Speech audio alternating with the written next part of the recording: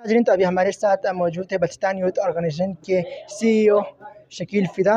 तो आइए हम उनसे जानते हैं कि इस इवेंट के हवाले से कि इस इवेंट को ऑर्गेनाइज़ करने के लिए उन्होंने क्या-क्या इक़दामात उठाए हैं और किसी जो एनजीओज़ वग़ैरह या कोई ऐसा इदारा जिन्होंने इस इवेंट के लिए, इस जो प्रोग्राम के लिए स्पॉन्सरशिप दी है या नहीं। तो आइए हम उन्हीं से जानते हैं। अस्सलाम वालेकुम सर। वालेकुम सलाम। सर, तो क्या कहेंगे इस इवेंट के हवाले से, कोई स्पॉन्सर वग़ैरह आपको मिले हैं या इस इवेंट को कामयाब करने के लिए? स्पॉन्सर के हवाले से मैं बात करूँ तो बेसिकली तो किसी कोई भी स्पॉन्सर नहीं है। जैसे कि अगर कोई स्पॉन्सर होता तो हमारे पेनीफ्लेक्स पे ज़रूर लोगो लगवा लेता वो लोग अपने। स्पॉन्सर नहीं लेने के हमारी बहुत सारी वजूहात है। नहीं मिलने के बाद ही हम नहीं लेते हैं।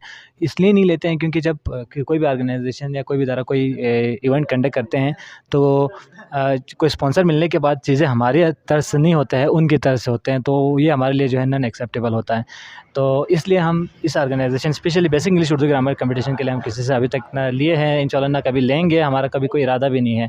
और सेकंड वन, एक और चीज़ मैं बताता चलूँ, हाँ स्पॉन्सर नहीं दिए, हाँ लेकिन ज़रूर जब आइकन अवार्ड रिवार्ड की जब बात करते हैं तो बहुत सारे जो मुख़य्यर हज़रात हैं, जैसे कि जो नीडी पर्सन के या इस तरह के ऑर्गेनाइजेशन जो अच्छे काम कर रहे हैं उनके हेल्प करना चाहते हैं, वो ज़रूर हेल्प करते हैं। लाइक अभी आपके पास हमने ट्रॉफ़ी लाया तो राजपूत स्टेशनरी वालों ने भी कहा कि थोड़ा बहुत हमारी तरफ से कंट्रीब्यूशन आपके ऑर्गेनाइजेशन के लिए उन्होंने की। और इसी तरह हमने लैपटॉप लाया तो लैपटॉप वालों ने भी यही कहा कि थोड़ा हमारी तरफ से आपके लिए कंट्रीब्यूशन, यानी कि चीज़ों पे कमी करके वो अपनी थोड़ी बहुत कंट्रीब्यूशन करवा देते हैं, लेकिन स्पॉन्सर हमने इससे नहीं ली। अच्छा, तो ये बता दें, अभी पिछले साल भी जब यहाँ पर इवेंट चल रहे थे थर्ड बेसिक इंग्लिश ग्रामर के, तो उस वक़्त भी सुजात मेसम ने 2 बंदों को स्कॉलरशिप दी थी बलूचिस्तान यूथ ऑर्गेनाइजेशन के थ्रू। और आज भी उन्होंने यहाँ पर ऐलान करके चले गए कि वो एक जो गवर्नमेंट स्कूल में जो पढ़ रहे हैं उसको स्कॉलरशिप दे रहे हैं। तो ये भी क्रेडिट आप लोगों को जाते हैं। तो क्या कहेंगे आप लोगों ने मतलब जो स्कॉलरशिप वगैरह दे रहे हैं वो किस मतलब बेस पे आप लोग स्टूडेंट को देते हैं?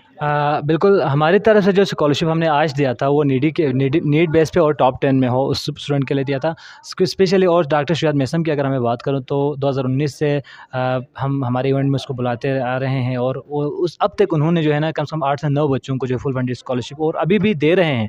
जिस बच्चे को 2019 में दिया था स्कॉलरशिप वो उनको अभी भी दे रहे हैं। और आज भी एक बच्चे को जो गवर्नमेंट स्कूल से टॉप 10 में आए उनको फुल फंडेड स्कॉलरशिप दिया और उन्होंने वादा भी किया, बल्कि कैश प्राइस थोड़ा सा कैश भी दे के गया, कार्ड भी दे के गया कि वो अपना जो है जितना भी तालीमी की जो अखराजात है मैट्रिक या एफएससी तक वो पढ़ना चाहे किसी भी इंस्टीट्यूशन में वो फ़ीस पे करेंगे। अच्छा, तो ये बता दें, अभी बहुत सारे स्टूडेंट के भी ज़हनों में ये सवालात आ रहे हैं कि जो बच्चे टॉप 10 में आए हैं और जो टॉप 10 में नहीं है कि मतलब वो सोचते कि पेपर की मार्किंग किस हिसाब से हुआ है, तो वो इस मतलब तलातुम में है कि पेपर मार्किंग कैसे हुए। तो इस हवाले से आप क्या कहेंगे? पेपर मार्किंग के हवाले से मैं बताता चलूँ, हम हर पेपर को जब टॉप 10 में आते हैं दूसरी बार तीसरी बार नहीं बल्कि चौथी बार रीचेक करते हैं। और जिन बच्चों का थोड़ा सा कन्फ्यूजन होता है रीचेक का ऑप्शन हमारे पास मौजूद है। 10 दिन तक हमारे ऑफिस आके किसी भी वक्त वो रीचेक कर सकते हैं। और जिन बच्चों को आज कन्फ्यूजन था, बहुत सारे बच्चे अभी रीचेक करके चले भी गए हैं, वो मुतमईन हैं। तो रीचेक जब करवाते थे तो फिर अच्छा, जो बच्चे भी रिज़ल्ट देखना चाह रहे हैं, अभी आप लोगों ने अनाउंसमेंट तो की है, तो वो लोग कैसे मतलब रिज़ल्ट को सर्च कर सकते हैं? हमारे वेबसाइट पे byo.org.pk रिज़ल्ट अभी 5 बजे अपलोड हो जाएंगे थोड़ी देर तक। और सेकंड वन, कोई बच्चा देखना चाहे तो हमारे व्हाट्सएप चैनल भी है, व्हाट्सएप ग्रुप भी है, फेसबुक पेज भी है। इन तमाम जगहों पे हम जो है रिज़ल्ट है उसको शेयर कर देंगे, बच्चे देखेंगे या हमें कॉल करें तो हमारे ऑफिस में बंदा मौजूद है, वो बता भी देंगे। और जो जितने भी यूथ जो अभी आप लोगों से जुड़ना चाह रहे हैं, वो भी जॉइन करना चाहते हैं, इनके लिए क्या पैगाम देंगे? हाँ, लाज़मन ये बज़ात ख़ुद मेरा ऑर्गेनाइजेशन नहीं है, ना किसी और का है या और यूथ का है। तो एक शार्ट सा तरीका है। सबसे पहला हमारा जो रिक्वायरमेंट है आपका एफएससी क्लियर होना चाहिए।